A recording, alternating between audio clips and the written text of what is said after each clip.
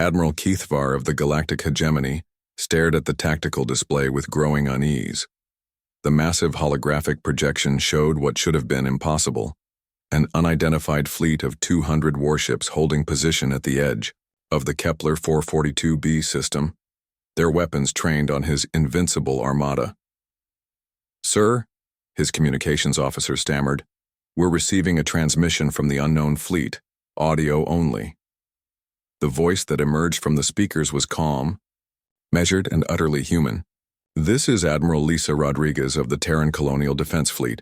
You have 30 seconds to reverse course and exit this system, or we will consider your presence an act of war." Keithvar's mandibles clicked in what passed for laughter among his species. Humans? The primitive species that had barely achieved faster-than-light travel 50 years ago. His intelligence reports indicated they had perhaps a dozen outdated patrol craft protecting their scattered colonies. "Communications, open a channel," he commanded. "This is Admiral Keithvar of the Hegemony Third Fleet. You will stand down immediately and prepare to be boarded. Your resistance is futile." The response was immediate and chilling. "Admiral, you have 15 seconds remaining." Marcus Chen, serving as tactical officer aboard the human flagship Defiance, watched the enemy formation with cold precision. "Admiral, the Hegemony fleet is maintaining course. 64 heavy cruisers, 12 dreadnoughts, and 1 command vessel. They're not taking us seriously." Lisa nodded grimly. "Their mistake. Signal all ships, weapons free. Target their command. Structure first." What happened next would be studied in military academies across the galaxy for generations. The human fleet moved with a coordination that seemed impossible for such a young, spacefaring species. Their ships, sleek, angular vessels that looked more like predatory insects than traditional spacecraft, unleashed a barrage that defied everything the Hegemony knew about warfare. Keithvar watched in horror as his flagship's shields collapsed, under concentrated fire from weapons that shouldn't have existed. The humans weren't using conventional plasma cannons or particle beams.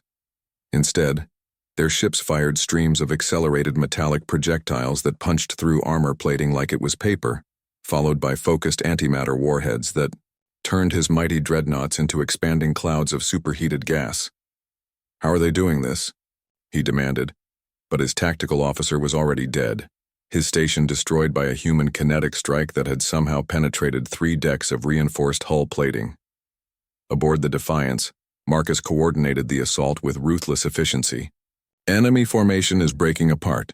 Their command ship is crippled, and we've destroyed 18 of their heavy units in the opening salvo." Lisa allowed herself a slight smile. The Hegemony had made a critical error. They had underestimated humanity's greatest strength. While other species focused on individual excellence or technological superiority, humans had mastered the art of collective warfare. Every ship in their fleet was networked through quantum communication arrays, creating a single coordinated organism capable of responding to threats in microseconds. "Sir," the communications officer reported, "we're receiving surrender requests from the remaining enemy vessels." "Negative," Lisa replied coldly. "They came here to commit genocide. Show them the same mercy they intended for our colonists." The battle, if it could even be called that, lasted exactly 17 minutes. When the weapons fire finally ceased, only scattered debris marked the location where the invincible Hegemony Third Fleet had made its final stand. Not a single human vessel had been lost. Dr. Elena Vasquez, monitoring from the research station on Kepler 442b's surface, shook her head in amazement. "The energy readings from that engagement. Lisa, your fleet just annihilated a force 3 times its size without suffering a single casualty."